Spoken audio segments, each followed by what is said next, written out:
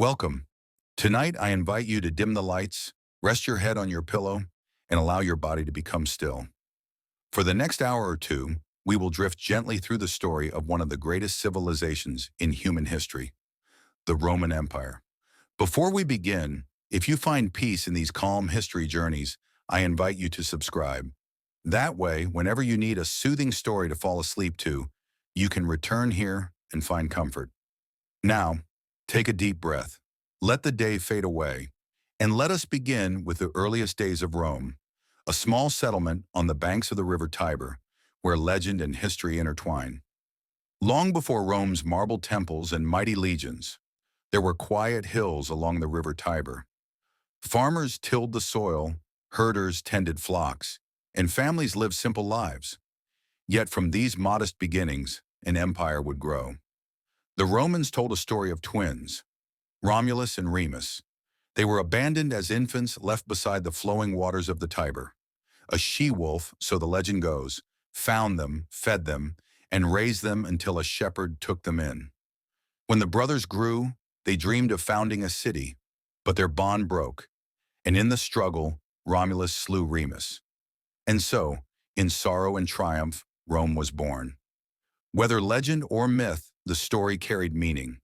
It told the Romans that their city was born of struggle, of ambition, and of sacrifice. The date was set, 753 BC, the founding year of Rome. At first, Rome was ruled by kings. Some were remembered kindly, bringing order, religion, and even the first great works of stone.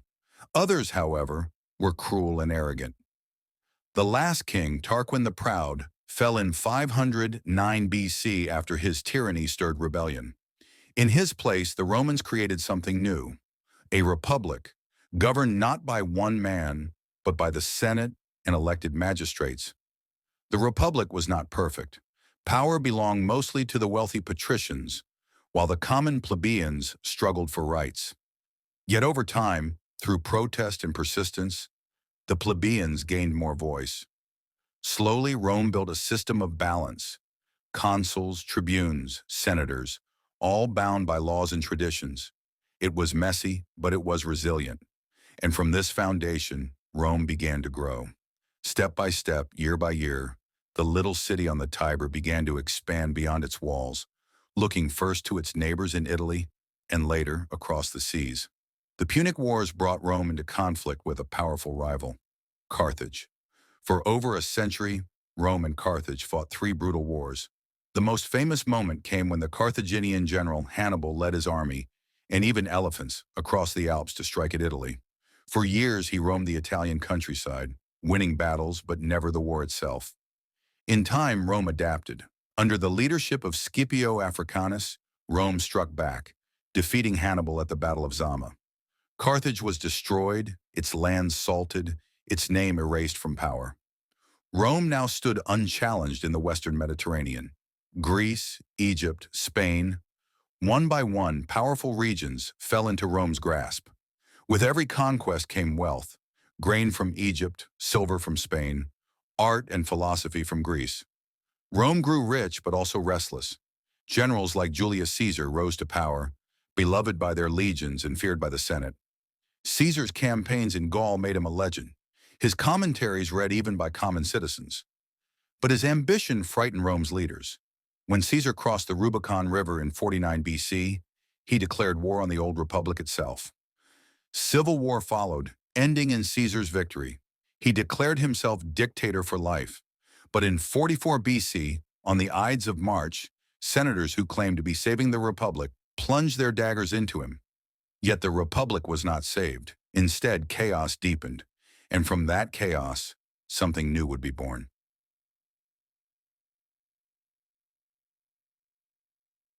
The rise of Augustus, Caesar's adopted heir, marked the beginning of the Roman Empire. Augustus brought peace after decades of war. Roads stretched across the empire, aqueducts carried water into cities, and legions secured the borders. This era, known as the Pax Romana, the Roman peace, lasted for nearly 2 centuries. In this time, Rome flourished. Amphitheaters echoed with the roar of the crowd as gladiators fought beneath the sun. Forums bustled with merchants and citizens. Roman law spread across provinces, uniting diverse peoples under a single system. The empire stretched from the deserts of Africa to the misty isles of Britain, from the Rhine to the Euphrates. Yet beneath the grandeur lay strains. Emperors rose and fell, some wise, others cruel. Caligula's madness, Nero's excesses, and Domitian's paranoia left scars. But there were also moments of greatness. Trajan expanding the empire to its height, Hadrian building walls to secure its frontiers, Marcus Aurelius writing meditations on duty and virtue even as he faced endless wars. Rome seemed eternal, but even the strongest stone can crack. As centuries passed, challenges multiplied. The empire faced invasions along its borders. Germanic tribes pushed against the Rhine and Danube. In the east, Persia remained a constant rival. Inside, Rome's economy faltered. Heavy taxes, inflation, and reliance on slave labor weakened stability. The empire grew so vast it was difficult to govern. In 285 AD, Emperor Diocletian split it into two halves, east and west, hoping to preserve control. Christianity, once a small faith, began to spread. Persecution could not stop it.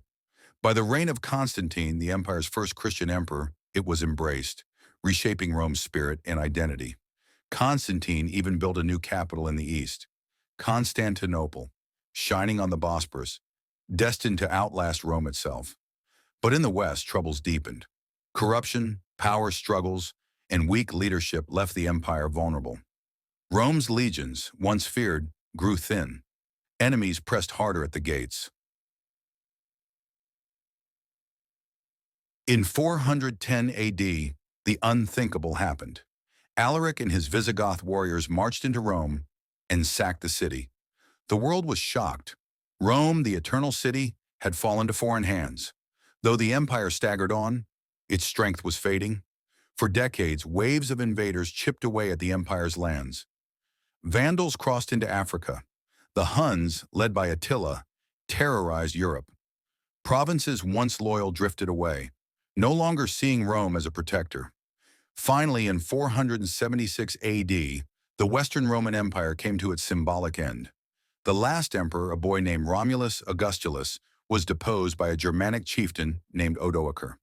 The empire that had stood for centuries was no more. But Rome's legacy did not die.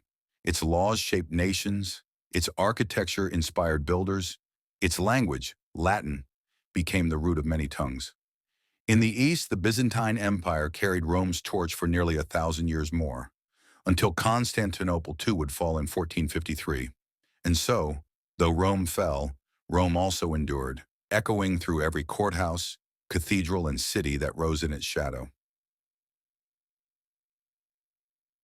As you rest now, think of Rome not only as an empire of stone and sword, but as a dream that touched countless lives, a small village that became a world power, and a world power that became memory.